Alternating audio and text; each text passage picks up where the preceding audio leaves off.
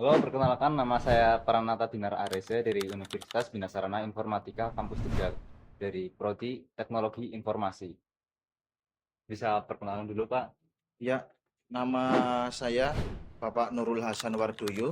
Saya guru SMP Negeri 1 Tarub, khususnya mengampu bimbingan konseling. Jadi kami di sini ingin menanyakan Iya, mengenai kenakalan remaja. Berdasarkan info yang beredar, tuh kenakalan remaja yang sering terjadi di sekolah itu adalah pembulian. Lalu iya, bagaimana tanggapan kau mengenai pembulian? Mengingat pembulian di sekolah itu memiliki dampak yang panjang, iya, berkepanjangan hingga mungkin berdampak hingga masa depan gitu, iya, Pak. betul, betul sekali. Yang sering saya tangani, yang sering saya selesaikan itu pembulian terhadap fisik. Ya, itu pembulian terhadap fisik itu yang membuat anak itu mentalnya menjadi down, ya.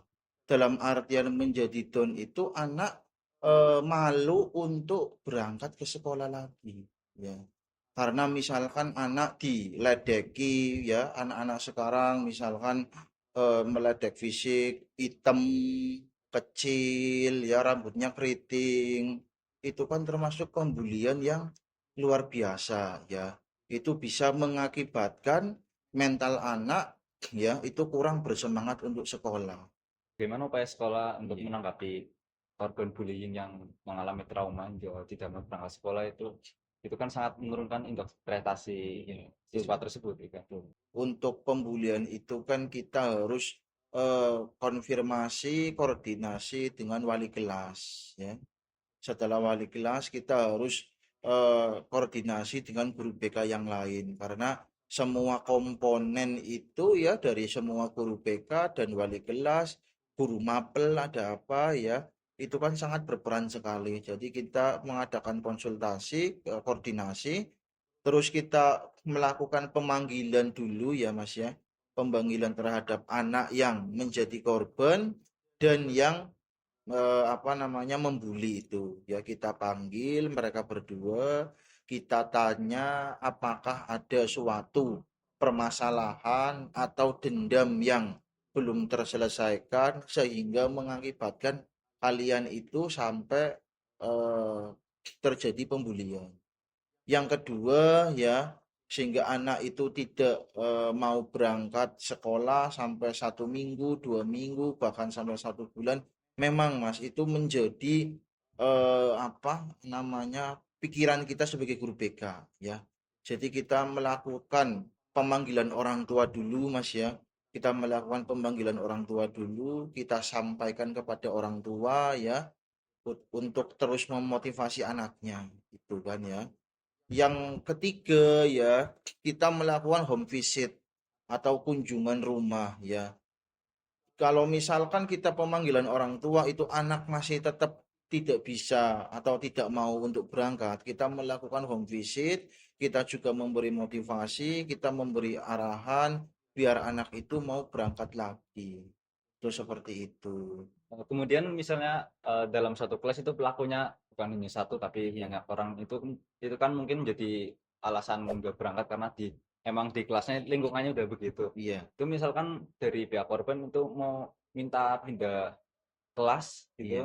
apakah dari sekolah itu akan menurutinya? Itu kan mungkin berkaitan dengan dapodik juga Iya, perpindahan kelas. kita jujur aja tidak memperbolehkan. Karena apa?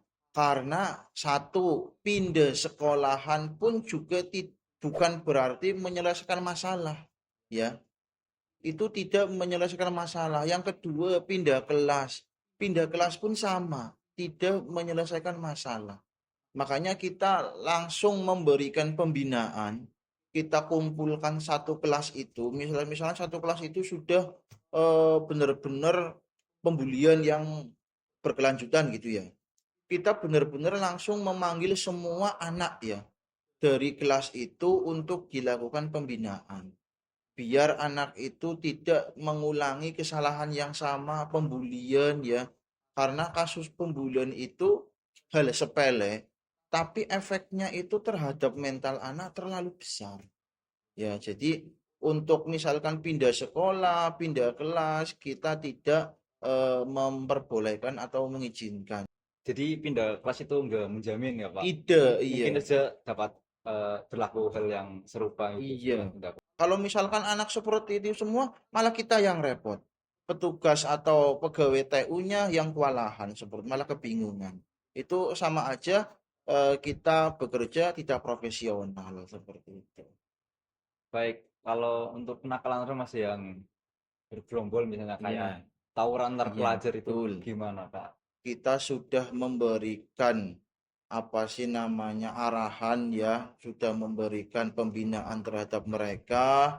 Itu yang pertama pokoknya kalau malam ya jam 9 itu anak harus sudah di rumah. Saya pun berkoordinasi dengan wali kelas ya, karena kan saya tidak mungkin ya, saya hanya satu terus memberi ke 860 siswa kan juga kita tidak mungkin. Makanya saya juga berkoordinasi dengan wali kelas untuk memberikan informasi, kan wali kelas punya grup kelas Mas ya.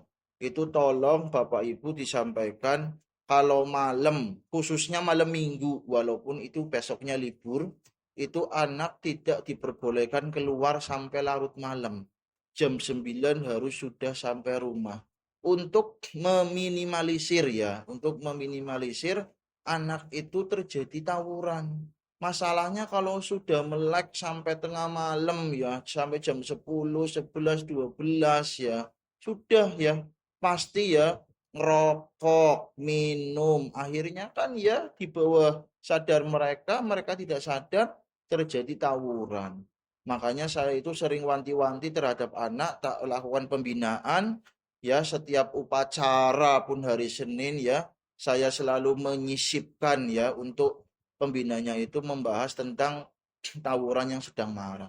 Terima kasih, Pak, telah bersedia sharing informasi Ya. bersama kami. Tentunya informasi ini sangat bermanfaat bagi kita semua. Bagaimana pendapat Bapak? Ya, saya juga mengucapkan terima kasih sekali Mas ya, sudah suatu kehormatan untuk saya ya sebagai eh, perwakilan dari Guru BK SMP Negeri 1 Tarub untuk pesan atau kesan dari saya itu ya untuk kegiatan ini ya itu benar-benar itu sangat bermanfaat sekali ya. Jadi dari universitas atau lembaga yang lain bisa terjun ke SMP untuk mengupas tentang kenakalan-kenakalan yang ada di sekolah ya. Itu terus pesan dari saya ya untuk adik-adik saya ya kalian semua tetap berkuliah atau belajar dengan rajin ya untuk membuat orang tua bangga.